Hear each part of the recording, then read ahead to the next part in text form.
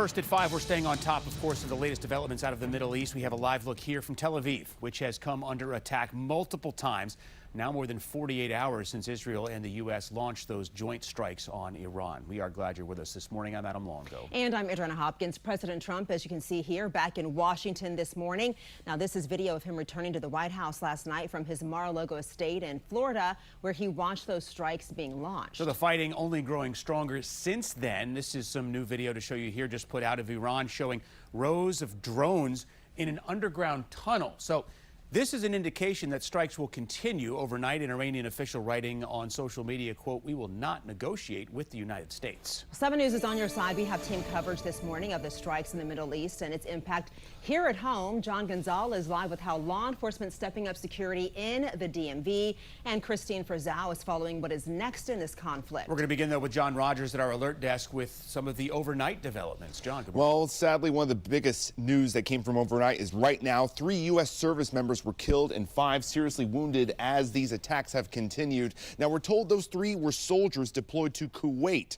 President Trump is warning that this conflict could last 4 weeks or so, and more service members could be killed. Kuwait's defense ministry says several U.S. warplanes actually crashed. I want to show you this dramatic video that's going around on social media where you can see a jet actually falling from the sky. We're told all the pilots safely bailed out of these incidences of U.S. warplanes crashing. In fact, here's a video of a parachutist coming down at that moment. Now, we've also learned, to give you some context, I want to show you the region here, okay? So here is Iran, and Kuwait is down here, over here, okay? And there's Kuwait right there, actually. And that's why there are a lot of military installations there launching these attacks against Iran. But this is actually spreading throughout the region. We're told that the Iranian Red Crescent Society says 555 people have been killed in Iran so far. But we're hearing of explosions throughout Dubai, UAE, Qatar. Also, Israel is now involved as well. We're hearing that Israel and Lebanon are trading strikes against each other because the militant group Hezbollah has vowed retaliation for the death of Iran's supreme leader. So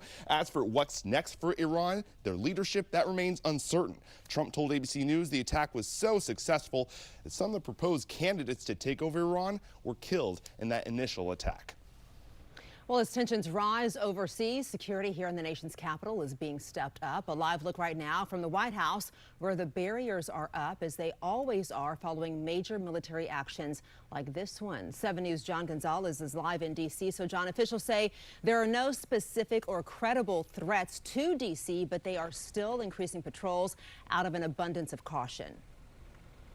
Absolutely, Adriana. Good morning. And we are seeing barriers where we are this morning. Now, here in Washington, you're not going to see this morning checkpoints or road closures, but you will notice a more visible law enforcement presence, especially at locations like this. We are right outside of the Israeli embassy here in Northwest D.C., and not only are we seeing more police, but you can see the entire complex has been fenced off. The U.S. Secret Service says it has enhanced protective measures around these high-profile sites and protectees in the district, adjusting security postures as global tensions rise by the hour. The Metropolitan Police Department is also monitoring developments and working with federal partners, stressing there are no specific or credible threats to D.C. right now. And it's not just here in the district. Montgomery County Police have also put out a memo, a warning, increased patrols around religious sites and other sensitive locations there as well.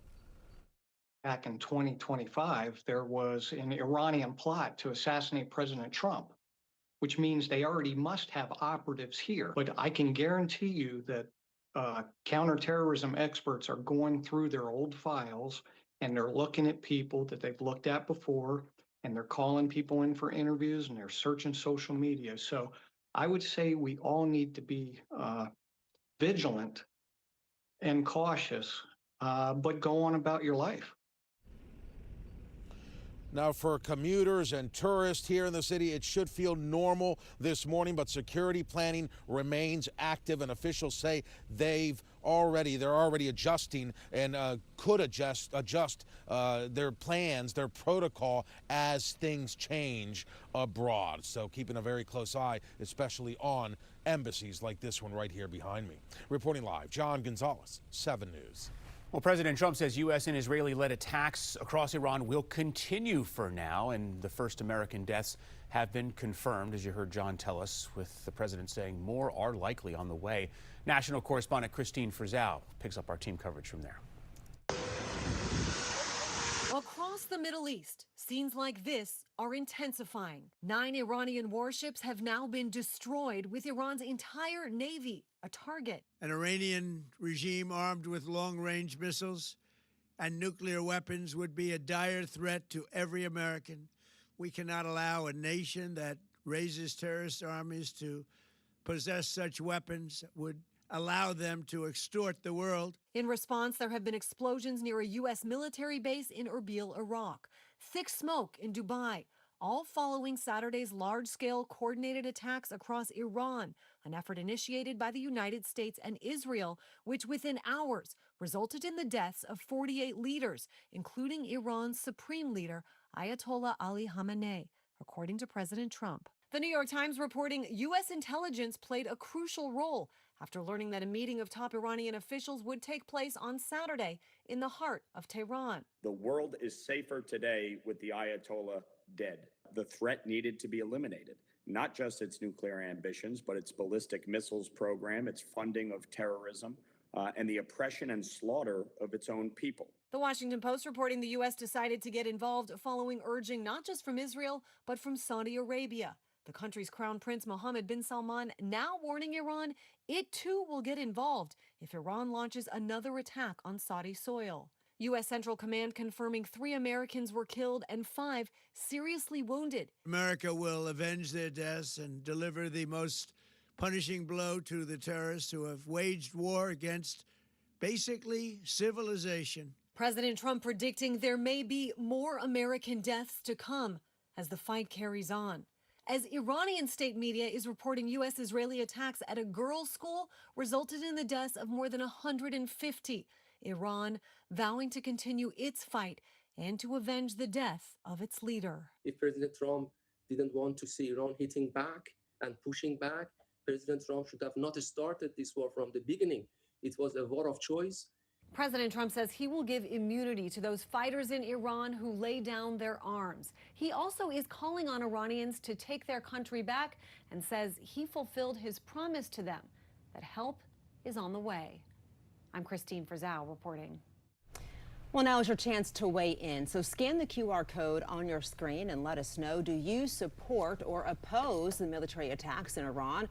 Right now, 56% of you support Operation Epic Fury. You can find this poll on our website, WJLA.com. And of course, stay with 7 News all day long as we continue to follow the latest on the military action against Iran. A briefing from the Pentagon is expected at 8 o'clock this morning. 7 News will stream it live for you on WJLA.com. And on our YouTube channel, we'll have much more throughout the morning, including reaction from the local Iranian community. And you can get breaking news alerts sent straight to your phone by downloading the free 7 News app.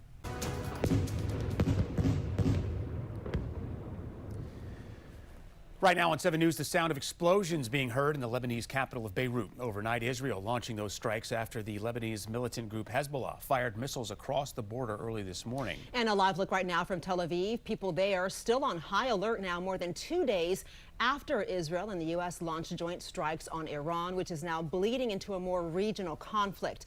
Thanks for being with us this morning. I'm Adriana Hopkins. I'm Adam Longo. Straight to an update on the latest out of Iran. 3 U.S. military members have been killed in Kuwait in retaliation. They were stationed there in that country. Also in Kuwait, breaking news from overnight, the U.S. military says Kuwait mistakenly shot down 3 American F-15E Strike Eagle aircraft during combat. All 6 aircrew ejected safely and they're okay. Well, Democrats on the House Armed Services Committee released a statement saying they will compel a vote on the War Powers Resolution as soon as Congress reconvenes this week. And the president posted on social media that 9 Iranian naval ships have been destroyed or sunk, claiming Iran's top military leaders want to surrender. Well, 7 News is on your side with team coverage this morning with reporter John Gonzalez and John Rogers at our alert desk. We'll begin, though, with national correspondent Christine Frizzell with what President Trump says is coming next. Across the Middle East, scenes like this are intensifying. 9 Iranian warships have now been destroyed, with Iran's entire navy a target. An Iranian regime armed with long-range missiles and nuclear weapons would be a dire threat to every American. We cannot allow a nation that raises terrorist armies to possess such weapons, would allow them to extort the world. In response, there have been explosions near a U.S. military base in Erbil, Iraq.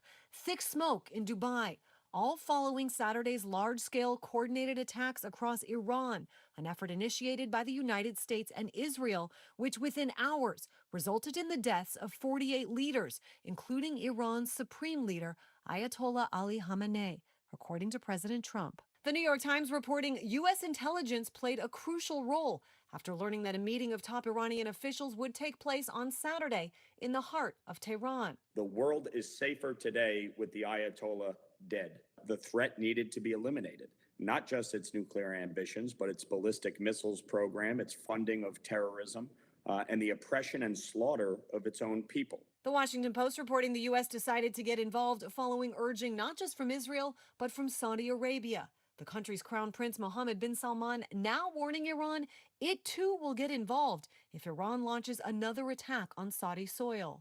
U.S. Central Command confirming 3 Americans were killed and 5 seriously wounded. America will avenge their deaths and deliver the most punishing blow to the terrorists who have waged war against basically civilization. President Trump predicting there may be more American deaths to come as the fight carries on. As Iranian state media is reporting U.S.-Israeli attacks at a girls' school resulted in the deaths of more than 150. Iran vowing to continue its fight and to avenge the death of its leader. If President Trump didn't want to see Iran hitting back and pushing back, President Trump should have not started this war from the beginning. It was a war of choice. President Trump says he will give immunity to those fighters in Iran who lay down their arms. He also is calling on Iranians to take their country back and says he fulfilled his promise to them that help is on the way. I'm Christine Frizzau reporting. This morning, Congress is preparing for a high-stakes vote on presidential war powers. President Trump has still not technically declared war on Iran. Instead, he used the War Powers Act of 1973, which grants the executive branch the ability to deploy troops for a limited time without congressional approval. And now Congress is scrambling to get in that loop. Yeah, John Rogers picks up our team coverage now from the Alert Desk with more reaction from these lawmakers, John. Yeah, without congressional approval, that's the key here, because a lot of local lawmakers are not very happy with what happened over the weekend. Let's start over with Virginia Senator Tim Kaine calling this an illegal war. Senator Mark Warner, he said there was no indication that Iran was a threat to Americans, and he questions President Trump's future plans with that country. Maryland Senator Chris Van Hollen said that this attack was not America first. Senator also Brooks, she's thinking more of the families of those 3 service members who were killed over the weekend. Meanwhile, on the other side, Maryland Republican Congressman Andy Harris, he says that Maryland Democrats were willing to watch Iran threaten Israel and sponsor terrorism, so he's now praising Trump for standing up to evil. And Virginia Congressman Rob Whitman says a secular, democratic, non-nuclear Iran is good for the U.S. and for the Middle East. A live look right now near the White House. You can see those security barriers are up. Law enforcement officials say there is no known threat to the DMV, but agencies are on heightened alert. They say this is about prevention, not reaction, with extra monitoring and a more visible presence around key sites. All right, so what are they watching for, and could security shift in the days ahead? 7 News reporter John Gonzalez live in D.C. with the latest on that. John, good morning. Adam, good morning to you. And we know that the mass shooting in Austin, Texas is only going to intensify matters here at home. We know that the FBI has now expanded its monitoring nationwide through its counterterrorism and intelligence divisions. Here, where we are live this morning at the Israeli embassy, you can see the barricade fencing surrounding the entire complex, and there is a heavy police presence. Now, here in the DMV, agencies are closely watching soft targets, transit hubs, public spaces, and large gatherings for any signs of retaliation or coordinated online threats. Officials emphasize there is no credible threat to the region. This is all about staying ahead of any potential risk. Security has also been visible around diplomatic sites, and you had the weekend demonstrations as well near the White House and the Washington Monument, with more protests possible in the days ahead. Our message to President Trump and to the U.S. government is thank you. Thank you for helping end this nightmare of 47 years. For past 47 years, the people of Iran been captured, they've been tortured, they've been executed, they've been jailed. Counter demonstrations this weekend, and we are expecting more of those pro and anti gatherings this week. Security experts say the strategy is deterrence, a visible presence to discourage violence. Expect additional patrols around federal buildings, metro stations, and other high traffic areas, with adjustments as events overseas continue to develop. Reporting live, John Gonzalez, 7 News. And stay connected with us for breaking news about Iran. You can get updates sent straight to your phone by downloading this free 7 News app. Just make sure you have those push alerts turned on.